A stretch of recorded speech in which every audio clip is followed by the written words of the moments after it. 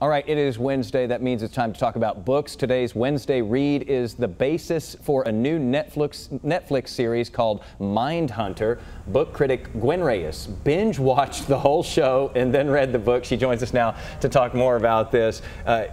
You're a prolific viewer. I don't know how you do it, but it amazes me how much you're able to consume. And then you also read the book. And in this case, the book and the show are kind of different. Kind of different, yeah. So the book Mindhunter by John Douglas is actually nonfiction. John Douglas was an FBI agent from the 70s up until his retirement in the mid-90s, and he founded the word serial killer. He discovered the pathology. He was an educator for the FBI. He and his partner went off to investigate all these different killers, everybody from Charles Manson to Ed Kemper to the Green River Killer. So if you're a big serial killer aficionado, which I know there's lots of podcasts, lots of shows out there for people like that, this is going to be names you have known for a very long time. My wife is very odd that way. She's into these serial killer movies. But you know, we never think about somebody who sort of coined the term serial killer because it feels like it's been with us forever, but this is the guy. This is the guy, and this was only in the 1970s, like the late 1970s. They had no idea that murders could be linked to each other.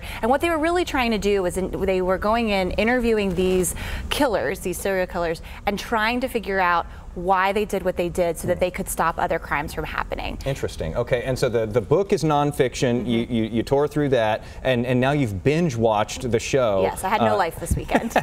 So the show takes obviously more creative license, you know, to be able to entertain it up a little bit. What do you think of the show?